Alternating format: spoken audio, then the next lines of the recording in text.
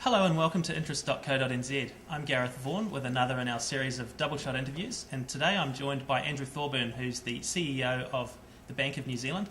Thanks for joining us, Andrew. Now, we've invited all the CEOs of the big four banks to do a year ahead type interview with us this month, and Andrew's the first one to do so, so we thank you for your time. Thanks, Gareth. Now, you were just chatting off camera about how you're quite optimistic about this year. Why is that? Obviously, there's a lot of problems bubbling away around the world, most notably the Eurozone sovereign debt crisis. Well, I think it's going to be a tough and a challenging year, but despite that and what we're going to have to work through, I still feel good in the sense that, we're in a great country. I work in a good company. It does good things for customers and the economy. We're in a good sector. And I think New Zealand, travelling around the world looking at banking systems and economies, I'm always pleased to come home because I think this is a really good place to be. And notwithstanding the challenges in our economy, I think we're still pretty well placed. So that's why I think, notwithstanding some unpredictability in the year and volatility, which no doubt will happen, I still feel I'm looking forward to the year ahead. That's encouraging. Yeah. Obviously, one of the big issues, if not the biggest issue that CEOs such as yourself are thinking about these days is funding. Yes. BNZ has just done another covered bond issue Yes. in Europe. How challenging is it at the moment to raise money, especially long-term money overseas? Well, you're right that the funding position for banks is really, if not the most critical issue, certainly right up there. What we've seen over the last few years is an improvement in local domestic savings as deposit growth has increased, and that's been both in the household sector and in businesses. And banks, including BNZ, have really been able to build up their local deposits, which has been very important. And actually, long run, that needs to be something that we see continue if the economy is going to have a really positive long run trajectory. But obviously, New Zealand has imported funds as well, and we're importing less, and that's a good thing. So we have less reliance on uncertain, volatile markets overseas. Europe has been one of the most mature long-term markets for raising funds, and of course that market has been very, very difficult, particularly last year. And it still remains difficult because the structural issues in Europe are deep and are going to take a long time to resolve. What we have seen, though, is that just this week we've been able to do a covered bond issue. We've raised 500 million euros.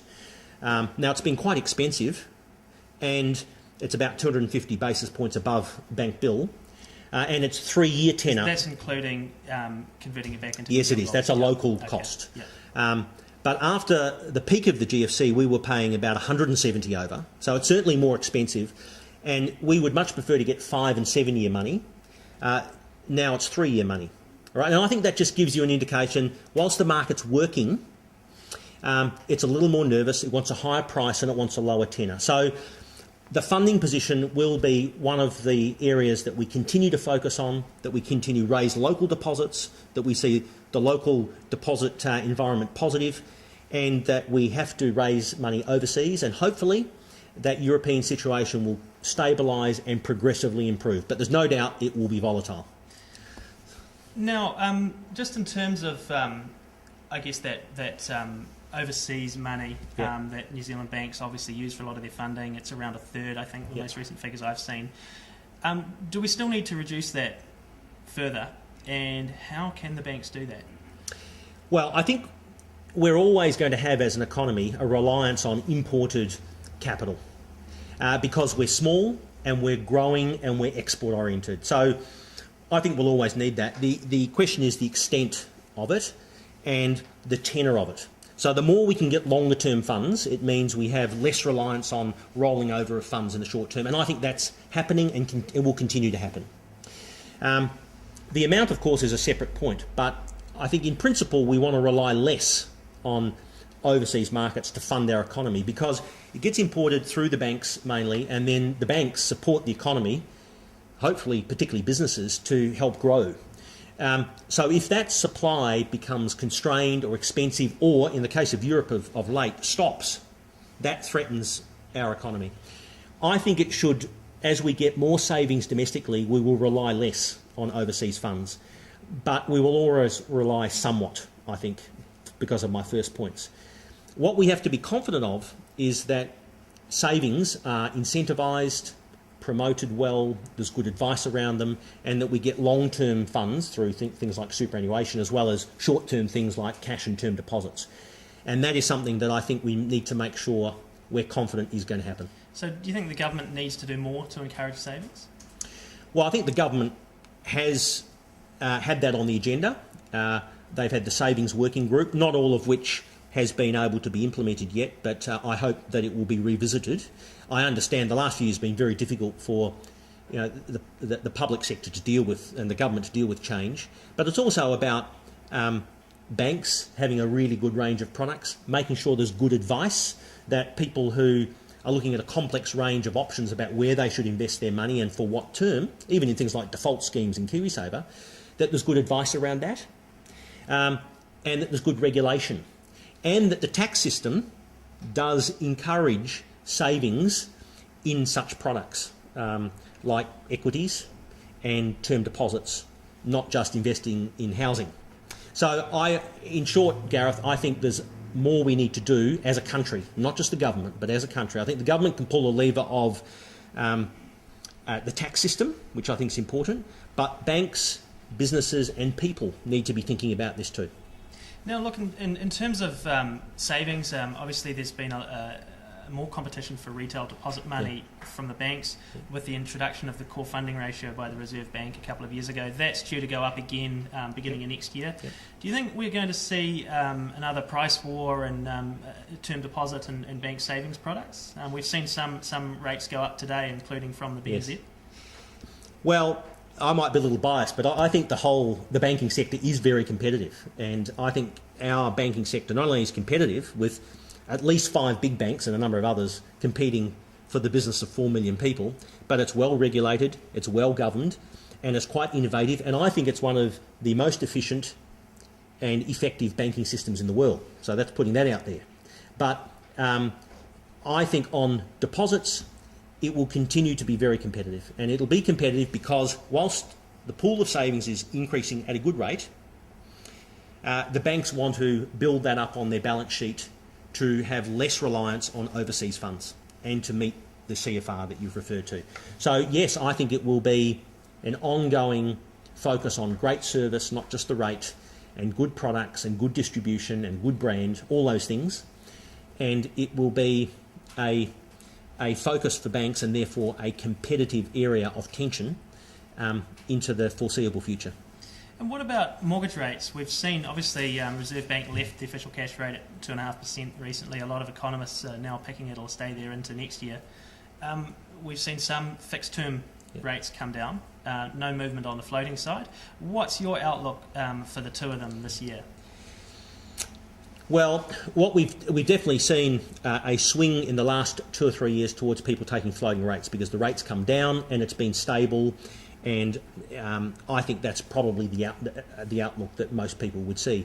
Fixed rates are also competitive because people are a little concerned, particularly if their circumstances are such that they want certainty of cash flow, that if the outlook for interest rates is upwards, and I think that is the case over, say, a 1 to 2 year period, then some people will want fixed rates, and you need to have particularly good 2 and 3 year fixed rates. But the flow into floating has been a phenomenon in the last 2 or 3 years, which has been unlike the last 2 decades in New Zealand, and I think that will take a little time to turn around because people still feel that the interest rate outlook is a little benign, and if it does rise, which I think it will, then it won't be sharp, and so they'll ride it for a while until they get to the point where they'll flick into fixed. But I would hope that we have broken that cycle, and that for New Zealand households, that into the future we have a far better balance of floating and fixed, because it means the economic fundamentals are a lot better. Now, you made some comments last year suggesting that the floating rates could go up independent of what happens with the OCR. Cameron Klein, the CEO at National Australia Bank, saying the same thing across the Tasman. Is this a sort of group view that National Australia Bank has? But also, I guess, extending that a bit wider, we're seeing ANZ in Australia come out with a monthly update on its floating rates, independent of what the central bank's doing over there. What's driving this sort of rhetoric, and where do you think? Do you actually think the floating rates are going to go up, independent of what happens with the OCR? Well, my rhetoric is as follows: to run a well-structured, well-funded, sound bank on the deposit side, you need all sorts of different range of tenor. And obviously, because a lot of your assets are long-term, you want to have long-term deposits. And obviously, you pay for that. And the way we fund the bank is structuring our balance sheet in a way that is sustainable and sound. Now, what the OCR does, very crucial, it sets sort of that, the yield curve for a term. But what we're finding, and I'll use the example of this week, we funded in covered bonds about 250 basis points over bank bill. That's the yield curve. After the GFC, we were doing it about 170. So what's happening is the costs of funds in that case, pound for pound, are higher. And if you look at term deposits, you know, they're somewhere between 4.5% and 5%. So the cost of funds for the banks overall is maybe 5-ish. It's not 2.5, right? So that's the OCR sets a very important benchmark. But the way we price products and the way we price for our overall margin depends on our overall cost of funds and the cost of those weighted terms.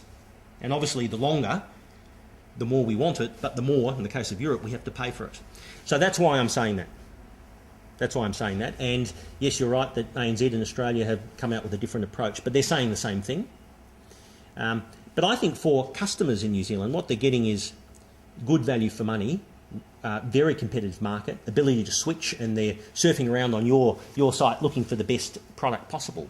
So you've got that transparency. So if a bank is not competitive, people will switch. Now, I'm talking on the deposit side or the lending side. So it's a open, movable market where customers are picking the best bank and the best product and the best price and the best service. I guess the cynic, when they hear yourself and other CEOs talk about floating rates possibly going up independent of the OCR, they might say, well, hey, you know, these 4 Australasian banking groups are very profitable. The New Zealand subsidiaries last year, net interest margins all rose. Shouldn't the shareholder, if the costs are rising, shouldn't the shareholder share some of the pain alongside the customer? Well, let's have a look at the net interest margin for New Zealand banks. Go back over a long period of time. They've been consistently in decline. Now, post the GFC, they fell quite a lot, and now they've normalised back to what's probably a more sustainable level. That would be my view. Second, out of those margins, which my argument is that they're very competitive, and if people aren't getting the value and the price they want, they're going to move. Out of those margins, banks have to do a lot of things. Now, we're running 182 stores around the country, 30 partner sites, employing 5,000 people, investing in technology and risk management, so that we've got a bank that's sustainable for customers and for shareholders and for the staff and for the government via taxes, and no bailouts. We're running a sustainable short, medium and long-term bank. And to do that, you do have to be profitable. And those margins enable us to invest in that. In the last couple of years, for example, at BNZ, we've invested $200 million in stores and partners networks and new technology because we think that's very important. So, and the point around profits are, in a way, thank goodness we are profitable, because you look what's happened around the world when banks haven't been profitable. But my view is it's well regulated, well governed, very competitive, and before any distribution to shareholders, the banks have got to pay interest out to depositors. You know, we pay $300 or $400 million to staff, the same amount in taxes, the same amount to suppliers, and you're managing a lot of risk that you have to price for. So I think there needs to be, a bit more acknowledgement that the banking system here is a very good banking system, by all objective measures, one of the most competitive and efficient banking systems in the world, and that overall it's functioning very well, and that competitiveness is ensuring that there are good products and services and good prices for customers, and that the shareholder is still getting an appropriate return for the risk of investing in a bank. Moving on to the lending side, BNZ's been, of the big banks, has been growing its lending, whereas some of the others have, in fact, seen their lending books contract. What are you seeing out there at the moment? Is there much lending growth? And if so, where's it coming from, and where do you expect it to come from through the year? Well, we're still in, I think, a low credit growth environment. So the last couple of years we've seen limited growth in housing and virtually no growth net in business and corporate lending. And I think that's a trend that's going to continue for some time. Households, we're seeing some growth to support housing growth, and because unemployment's quite low, so people have confidence in jobs by and large, and interest rates are quite competitive. So I think we're going to see low single-digit growth in household debt. And the business side is very interesting because long run we need businesses to be investing. And that probably implies more borrowing than they're doing because we're not seeing virtually any growth in the sector for business. But what you're seeing behind it, Gareth, is a lot of pay down of debt, what people call deleveraging, but at the same time some businesses borrowing. But what we've got is lots of corporate balance sheets in good shape, cash being held because they're cautious. They're looking around the world, wanting to see a little more stability before they invest. Hopefully looking to Asia, where there's a big opportunity for us as a country. But I think that that's going to be some time before we see that. So I think you're going to see limited growth in business sector credit net and a bit more, but not a lot of growth in household. What we need to keep seeing is high single-digit growth in deposits because that's enabling, that's saving occurring, household and business balance sheets becoming less risky, and banks building up their funding positions. Well, thanks a lot for that. That's Andrew Thorburn, who's the Chief Executive of the Bank of New Zealand, and I'm Gareth Vaughan at interest.co.nz with another of our double shot interviews.